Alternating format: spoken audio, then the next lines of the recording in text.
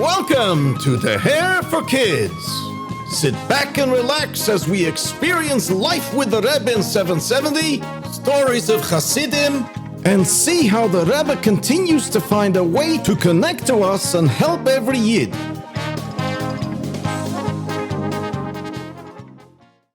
The story, the heroic lifetime of the famous Chossid and Mashpia, Reb Mendel Futerfas. Even at an early age, Reb Mendel Futerfas was a legend, famously known for his never-ending Mesiras Nefesh for Chassidim in Russia, his great personality full of energy and life, and his incredible dedication to the Rebbe and Darkei HaChassidus. Reb Mendel's colorful life story as a Bocher, a businessman, a Mashpia, or a prisoner in the Siberian Gulag prisons is an inspiration to us all. The Rebbe once said about Reb Mendel, Reb Mendel is accomplished and energetic. He is among the greatest Mekusharim to our Rebbeim. A Mekusha is someone who has a strong hiskashrus. And now, The Hair for Kids brings alive the heroic life of Reb Mendel Futerfas, inspiring us to live one's life like a true Chossid. Reb Mendel Futerfas was once asked to retell his experiences in the Russian Gulag prisons, and he answered, "In truth, I cannot repeat most of the things I saw in the Gulag communist prison camps, because you won't believe me. And if you did believe me, you wouldn't be able to sleep at night."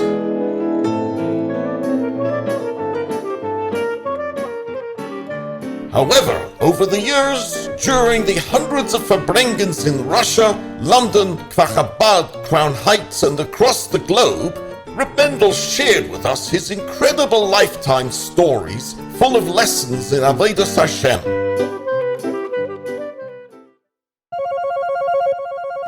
Hello, The Hair for Kids. How can I help? Hello, my name is Shneir Zalman, and I'm so happy you're playing the story about Reb Mendel Futerfas. Okay. So, could I come into your studio and share with your listeners some things that I know about Reb Mendel Futerfas? Well, sure, Reb Shneir Zalman. Come right over. Thank you, will do. Who's there? Shneir Zalman. I'll buzz you in. Come inside and go down the stairs. We're the first door on the right. Okay.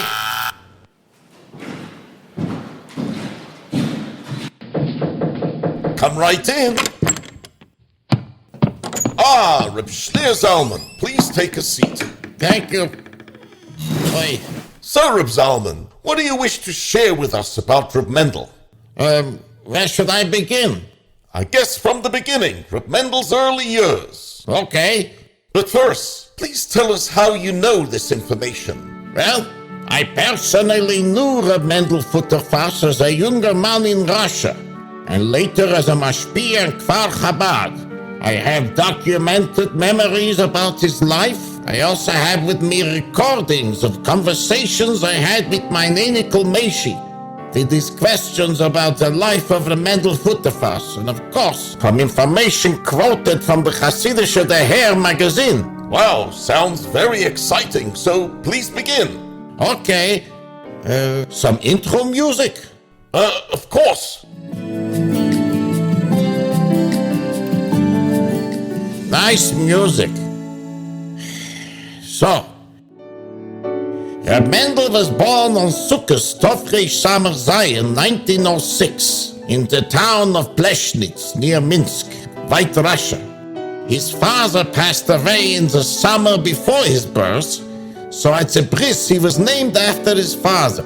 In other words, he was called up to the Torah as Horav Menachem Mendel ben Horav Menachem Mendel. The young orphan Mendel grew up in the home of his grandmother, Rochelea Shagalovich, in the small Hasidic village of Dokshitz, because Rab Mendel's mother, Maria Shabadana, felt that he would receive a better Jewish education there. In Dokshitz, Reb Mendel learned Torah with the Zaydi Reb Chaim Futerfas. His Bobby Rocheleah was a childhood friend of the Rebbetzin Sterne Sodra, as the wife of the Rebbe Rashab, and whenever she visited Lubavitch, she stayed at the Rebbe Rashab's home. Then visiting Lubavitch in Tovreish Ayin Hey, 1915, she brought along 8-year-old Mendel, and there he merited to have a Yechidus with the Rebbe Rashab, and benched him. Let's go back in time to that Yechidus.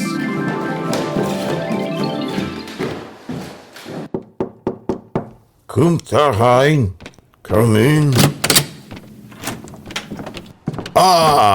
Rocheleah von Dokshitz. Rebbe, this is Reb Mendel's child, Mendel. He's soon going to Cheder. I'm asking the Rebbe for a bracha, a blessing. Mendel, come over here. Mendel, you should grow up to be a holy and devoted Yid, and to be blessed with a long life. Amen. I remember that before leaving the Rebbe's home, my Bobby asked me, Tell me, Mendel, what did the Rebbe just say to you? The Rebbe gave me a bracha. Mendel, what was the Rebbe's bracha? The Rebbe said that I should grow up to be a holy and devoted Yid and bless me with a long life. Ah, that's better. Today, I appreciate what my Bobby Rocheleah engraved into my mind. Those precious moments of that Yechidus.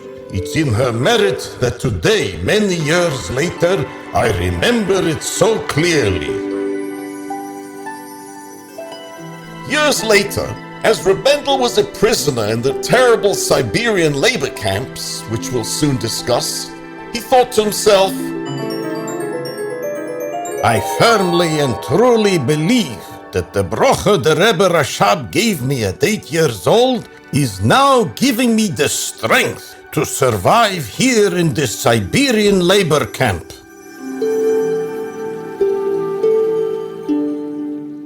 from the time Reb Mendel was 7 years old, he traveled to Lubavitch every year to spend Tishrei with the Rebbe Rashab. When he was 11 years old, it was the morning of Rosh Hashanah, Tovreish Ayin Tes, 1918 in Lubavitch. Let's go back to that time as the Rav Yosef Yitzchak, the Rebbe Rashab's son, and soon to be the Frierdiker Rebbe, is walking over to him. Mendel, my father, the Rebbe Rashab, is looking for you.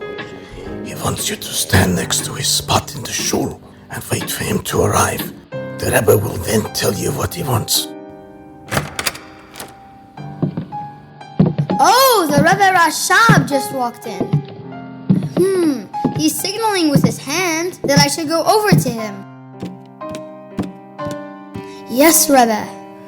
In Musaf, during Birkas Kehanim, the priestly blessing, when children stand under their father's talus, you, Mendel, should stand with me under my talus. Whoa, what an amazing schus, a merit I have. Here in prison, I'm thinking of that time I spent in Dokshitz with my Bobby and Zaidi.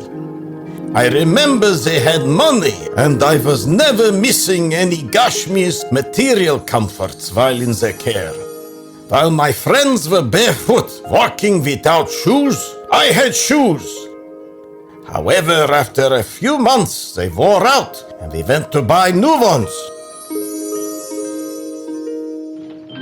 Let's go back to the time as he goes shopping with his Zaidi. Zaidi, why do the bottom of shoes wear out after a few months, but the bottom of people's feet never have to be replaced? Mendel, feet are alive, so they last much longer. I'm thinking of my Zaidi's answer. Feet are alive and therefore last longer and don't wear out. His words are an amazing lesson to us in life. As long as a Yid is involved with Torah and mitzvahs, mit achayus and liveliness, he is considered alive. and his family will certainly continue to survive in all spiritual matters. Here is another story that Reb Mendel shared during the time he was with his grandmother in the city of Dokshitz.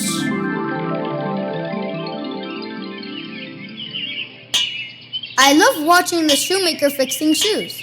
I don't want him to think I'm a bother, so I'll help him with this box. I have to separate all these nails from the little pieces of wood and bits of glass that are mixed in with them. This will take time. Thank you, Mendel, for your help. My son just arrived from Minsk and brought with him this wondrous piece of metal. A wondrous piece of metal? What does it do? It's called a magnet. Look, as you slide the metal over the pile of nails, all the nails will practically jump out to stick to it, leaving the other stuff behind. Watch me do it.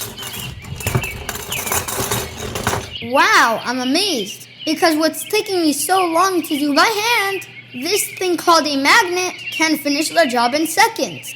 Exactly. Of course, Reb Mendel shared the story with us because of the powerful lesson he learned from it. Let's hear it. Thinking of the shoemaker's words about the power of a magnet, in life the same applies with people. When someone whose character is warm and positive, they become like a magnet to attract and influence those around them without much effort. Producer, Yes? can I now play the recordings I had with my Nenikel Meshi that I mentioned to you earlier? Of course, go ahead. Here's the copy. Zaidi, can you tell us the story about what happened in the early Tough Reish Pays, the 1920s, about Itcha Masmid's book on Chassidus? Itcha Masmid Sefer, yes. That one. Well, first I must find that recording of Reb Mendel Futerfas telling over that story in the middle of Fabrengen. Here's the copy.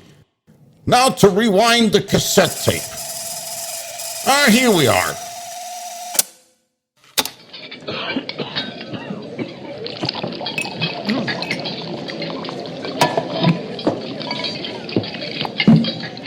Chassidim, l'chaim. I wish to tell you about Itcha Masmid Sefer Chassidus.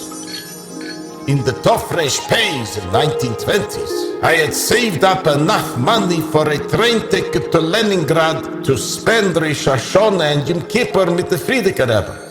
This wasn't easy. Many Chassidim carefully saved money for months before the Yom Tovim and still were unable to afford the ticket. There was a Chossid named Reb Tzemach Gurevich who came up with an idea of how to travel to the Frierdiker Rebbe in Leningrad. First, let's go back to that time. Mendel, I'm holding a rare sefer of the Rebbe Rashab's Maimorim. Can I give it to you in exchange for your train ticket? I really want to be Rosh Hashanah together with the Frierdiker Rebbe in Leningrad. Okay, a deal. I'll give you my ticket for the sefer. Good. Mendel, take this sefer. Reb Mendel treasured the sefer Tzemach gave him and learned from it daily. Years later, Tzemach's father, Reb Yitzchak, famously known as Itcha the Masmid, Itcha the studious learner, saw Reb Mendel studying in that sefer and approached him. Reb Mendel, I recognize the sefer that you're learning in. It belongs to me. Rebitcher, the sefer is actually mine. I acquired it from your son Tzemach. I'm confused. Let me buy it back from you. Sorry, but the sefer is not for sale. I'll give you double the amount you paid for it. Nope, I'm not budging. Reb Mendel, why don't you want to return something that belongs to me, even for payment?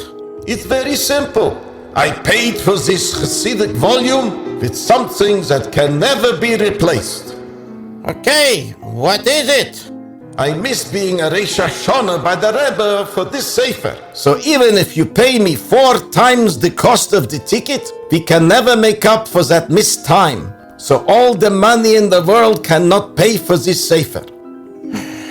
Okay, Reb Mendel, I hear you. The Sefer is yours to keep. Baruch Hashem. Wow, I can't imagine doing that.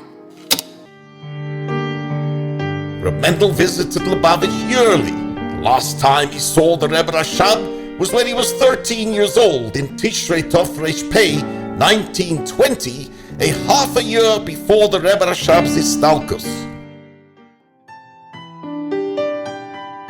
In Tov Reish Ayin Zayin, 1917, began the turmoil of the Bolshevik Communist Revolution, changing Russian society, making Jewish study and observance increasingly difficult and impossible. In Tov Reish Ayin Tes, 1919, when Reb Mendel was 13, he returned to Kharkov to live with his mother. Eventually, she sent him to study in the underground Lubavitch Yeshiva in Kremenchuk, Ukraine. Zadie, did the communists ever find out about that secret underground Lubavitch Yeshiva in Kremenchuk? Unfortunately, yes. In Tov Reish Pei Daled, 1924, Reb Mendel was forced to flee from city to city, from one underground yeshiva to another, and for the next 4 years, he learned in the yeshivas of Kharkov, Vitebsk, and Nevel. Zadie, who were his mashpiim in those yeshivas? There were a number of famous mashpiim, Rabbi Cheskel Chachkefegen and Rabbi Shede Masmid. His closest connection was with the mashpia Reb Zalman Moshe Yitzchoki, during which time he developed a passion and a chayas for a Hasidische Verbringen. In fact, Reb Mendel's own special style of always being full of life was learned from Reb Zalman Moshe. In fact, if someone needed to leave a Verbringen, even if his excuse was to learn or daven, Reb Mendel would say to him, Herr Zechain, listen carefully, Bacher. There was once a Schneerson, a relative of the Rebbe Rashab, who was inspired after a Verbringen of the Rebbe Rashab. He said to the Rebbe Rashab, Rebbe, I need a tikkun, a way to do tshuva on something I did. The Rebbe Rashab said, Your tikkun is that whenever Hasidim in your town verbring, you should make sure to always be present at that Verbringen. Wow, Verbringens are that important. Zadie, could you tell us a story of Reb Mendel and the evil communists? oh yes, in the 1920s, Reb Mendel was called into the office of the local communist authorities. Futerfas, follow me inside.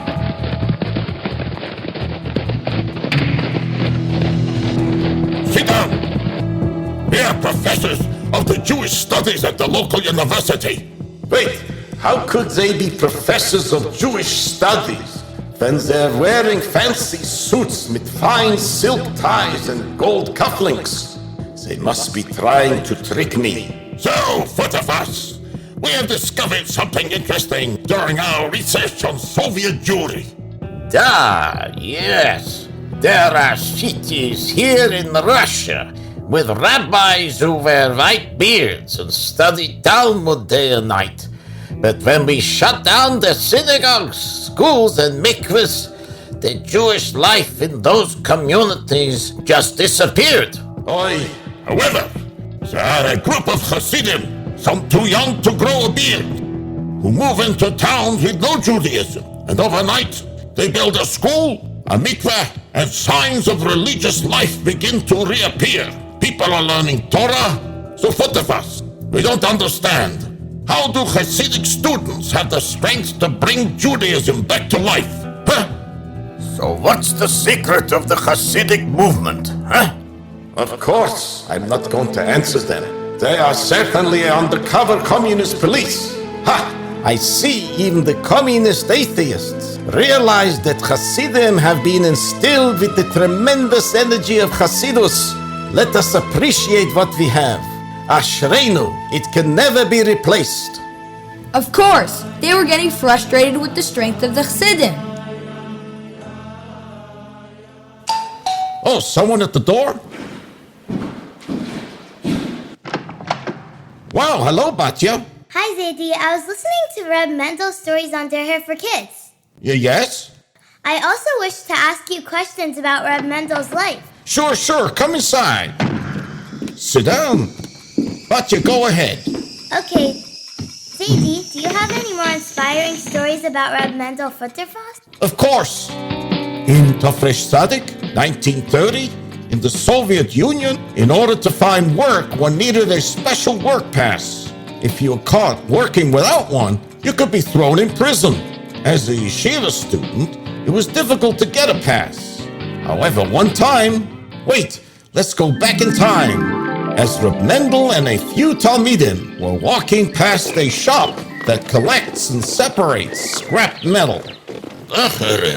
Let's go inside that scrap metal shop. Maybe we can get a job. Yeah, but we first need to have a pass. Shh. Let's go inside and ask. Hello, do you have a job for us? Do you boys have a work pass? Not yet. Here are some passes. Take them. Thank you. Thank you. Wow. Okay, guys, follow me downstairs. Into the dark basement. Into the dark basement? Okay, guys, begin sorting out the pieces of metal. But, sir, it's too dark here to see anything clearly. How can we work in such conditions? Young man, look deeper into the basement. You will see it's even darker than here. There you can't see anything. But over here you have a little bit of light. So slowly the darkness will become brighter. This comment that the metal worker just said, here you have a little bit of light, so slowly the darkness will become brighter. This is a lesson for us in our Avodas Hashem. As long as there's a little bit of light, there is always a ray of hope. The end of part 1 of this episode. Tune in and listen to part 2 of this episode coming up. Thank you for listening to The Hair for Kids. Make sure to tell your friends about us and stay tuned for another fascinating episode at thehair.org/kids.